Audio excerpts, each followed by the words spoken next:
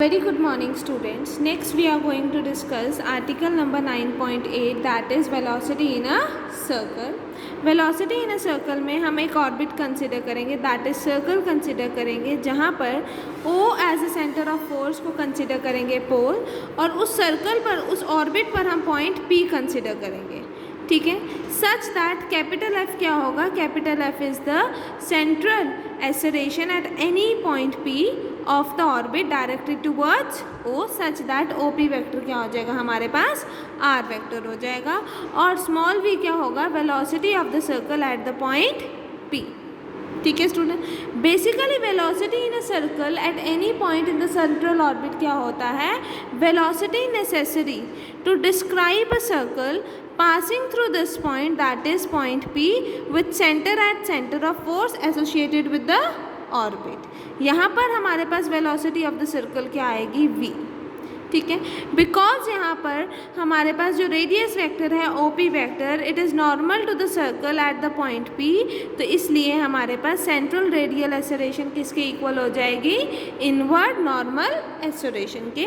वही यहाँ पर मेंशन है that velocity in a circle at any point of the central orbit is the velocity necessary to describe a circle passing through that point and with the centre at the centre of force associated with the orbit. Take the center of force O as the pole and capital F with the central acceleration at any point P of the orbit directed towards O where OP vector हमने क्या consider करा है? R vector. And let small v be the velocity in the circle at point P. Since the radius vector यहाँ पर radius vector OP vector is normal to the circle at P, तो हमारे पास क्या होगा? central radial acceleration किसके equal हो जाएगी? inward normal acceleration के. And we know that normal acceleration क्या होती है? v square by rho. और सेंट्रल एक्सेलरेशन को हमने किससे डिनोट करा है? कैपिटल F से. क्योंकि यहाँ पर हमारे पास ऑर्बिट सर्कल है तो इसका मतलब रो किसके इक्वल हो जाएगा? स्मॉल r के. That is radius of the circle. तो इसलिए हमारे पास क्या आ गया? Capital F is equals to v square by rho. That is it is equals to v square by r. That is v square is equals to r multiplied capital of F. ठीक है student. Which is the required velocity of a circle. Next comes the article 9.9 that is to determine the orbit when the law of central forces is given. अब हमें यहाँ पर mention है कि F कैसे very कर रहा है विद द फिक्स्ड पॉइंट. ठीक है. और हमें क्या निकालना है? ऑर्बिट फाइंड आउट करना. Now let us see the statement. A particle moves in a plane under a central force which varies inversely as a square of the distance from the fixed point. That is capital F हमें कैसे दे रखे? It varies inversely as a square of the distance from the fixed point. That is F varies inversely as the square of R square. ठीक है. We are required to find the orbit. Let us start its proof. Since the force is directed towards the fixed point, therefore the path is the central orbit and also force क्या है? It is varying inversely as a square of the distance from the fixed point. That is F क्या हो जाएगा? Inversely proportional हो जाएगा to R square. तो जब हम प्रोपोर्शनलिटी साइन हटाएंगे तो हमारे पास कांस्टेंट आ जाएगा. Let that constant be mu. दैट इज हमारे पास क्या आ गया? Capital F is equals to mu by R square. Now using the pedal form of differential equation of the orbit we have h square by p cube dp by dr is equals to f. f की value क्या है हमारे पास? Mu divided by r square. तो हमारे पास ये आ गया. ठीक है. ना जस्ट ऑन रीअरेंजिंग हमारे पास क्या आ जाएगा? h square by p cube dp is equals to mu by r square dr. ठीक है. नाउ ऑन इंटीग्रेटिंग हमारे पास क्या हो जाएगा? h square. ठीक है. Divided by p minus of p का square multiplied with minus of 2. क्योंकि हमारे पास अगर हम 1 बाय पी क्यूब की इंटीग्रेशन करें that is p minus 3 dp की integration it is p minus 3 plus 1 divided by minus 2 3 plus 1 that is p की power minus 2 divided by minus 2. तो हमारे पास क्या आ गया? Minus 2 multiplied with p square is equals to यहाँ पर क्या आ जाएगा? r माइनस 2 dr की इंटीग्रेशन क्या होगी? r minus 2 plus 1 divided by minus 2 plus 1 that is r minus 1 divided by minus 1, that is we have mu minus 1 r plus of c where c is the constant of integration. ठीक है student, तो यहाँ से आपके पास क्या आ जाएगा, h square by P square minus 2 mu divided by minus 1 r plus minus 2 C.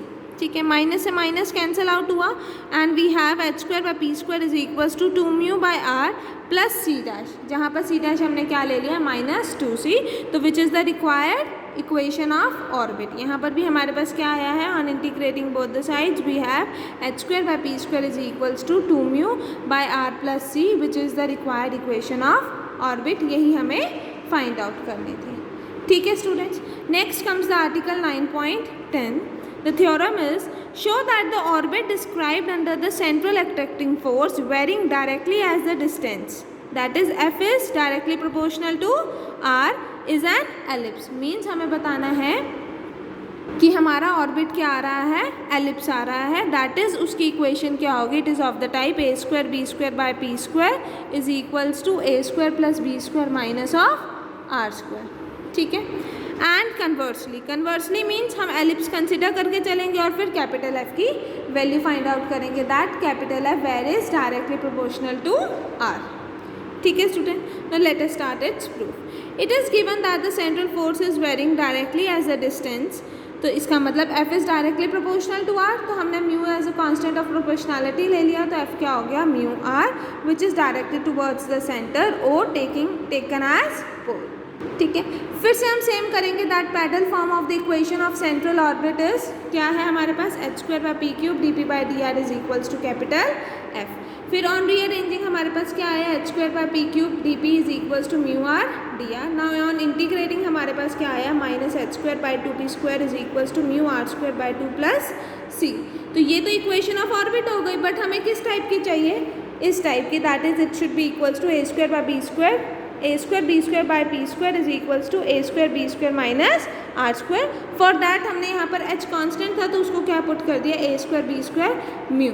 Put करने के बाद ऑन रीअरेंजिंग हमारे पास आ गया, it is equals to A square B square by P square is equals to minus are square minus 2c by mu. इसको हमने क्या कंसिडर कर लिया as c1, that is we have A square B square by P square is equals to c1 minus are square, where c1 की value क्या हो गई, minus 2c by mu. But equation of ellipse क्या है हमारे पास, c1 के place पे क्या आना चाहिए, ए स्क्वायर प्लस बी स्क्वायर.